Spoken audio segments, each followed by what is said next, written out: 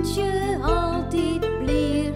Tomke, mij dien krullend heer. Mij dien hoentje sabre taal. Hark je gauw naar dit verhaal. Wolken. Cornelia is drok aan het werk. Ze leidt Tomke zijn dekbed boeten op de tuinstoel. Zijn kessens komen de boppen op. Klop, klop, klop, doet ze op de kessens. Zo. Zo. Nou kan alles maar weer lekker fris worden. Tomke en Romke liggen op een reg op een kleed in het gas. Zo, Romke. De hele loft is haast blauw. Oh, daar komt een witte wolk aan. Hij beweegt. Ja, hij lijkt wel op een beer. Hij had een kop en 2 eren en een grote grauwe buik. Dat is een berenwolk. Ah, nou je het uit elkaar. Wat sneu. Ja. Dat lietse wolkje is mooi, Romke. Hij zwemt krek als een dolfijn. Wat grappig. En die daar. Oh, dat is een grauwe wolk. Hij is een beetje gries. Hij lijkt wel op Een olifant. Zo zijn slurren vol, Romke. En die stampoorten. Hij had ik eren. Oh, nee, net voortgaan. Olifant. Wat doe je hem, Tomke? Waarom schuim je hem zo naar de loft? We joggen naar de wolken, Cornelia. We hebben al een beer sjoen, en een vis en een olifant. Maar ze blijven net staan. Ah, die loft, dat lijkt wel een schilderij dat beweegt. Haha, dat lietse wolkje, dat is een spin. Ha. En nou verhoort het er in een blom. Ja, prachtig, prachtig. Cornelia gaat de huis in. Tomke en Romke joggen wij naar de loft en de wolken.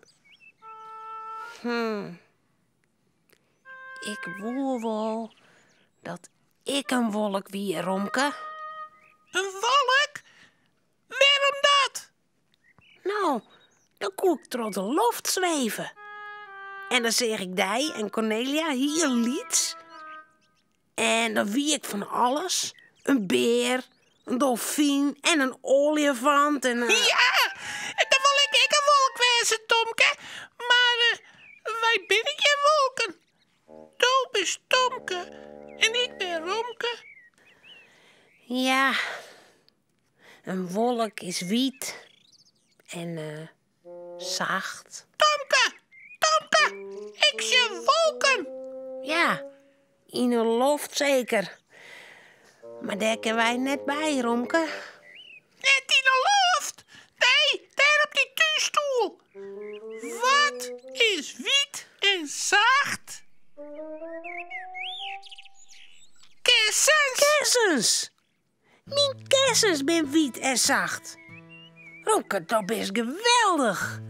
Ze rennen naar de tuinstoel.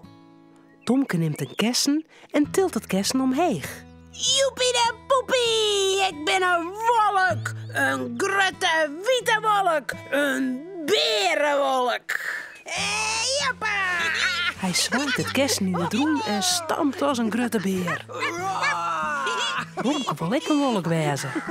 Hij pakt het orenkessen in de bek en skoddert het heen en weer. Ik ben een tierwolk. Pas op, ik ben gevaarlijk. Sniet ik je nog op, Tomke. Dat kan net, Romke. Want er is nou weer een orenwolk. Er bist een visk. En die zaait alleen maar blub, blub. Nee, hè? Ik ben een haaienwolk. En een haai had een grote bek met scherpe tosken. En die eet die berenwolk samen op. Nee, net opbieten. Fot, haaienwolk. Tomke slaat met zijn kessen naar de haaienwolk van Romke. En Romke biedt in de berenwolk van Tomke. Er komt een gat in het kessen van Tomke. Witte veerkes stowen in het roen. Oeh, Tomke! Die wolken stikken! Wat zal dat met die kessens? Cornelia draaft naar Tomke en Romke ta. Ze shot naar de kessens en naar de witte veerkes op het groen. Er zit een groot gat in. Ik wie een haaienwolk met scherpe tosken. We binnen wolken, Cornelia. Kijk als in de loft. Ik wie een berenwolk. En nou... Ja, nou ben ik een sneeuwwolk. Nou, dat is net zo mooi. Sjurres, wat je met Tomke zien kessen die in haar. Ja, Ja. Nou, maar gauw oprom je die boel. Tomke en Romke met de gouden witte veerkes op ziekje. Zo, juist. Cornelia troppet ze weer in het kessen. Nou, ja. Want dan kan ze het gat weer dicht naaien. Zo. Ja, want sneeuwwolken zonder sneeuw. Die lezen net lekker. Ja. Romke, Cornelia en Tomke zullen sliepen. Het verhaaltje is nou uit. Voordat ze op haar bedje kroepen, jouwen ze daar nog gauw een tuut.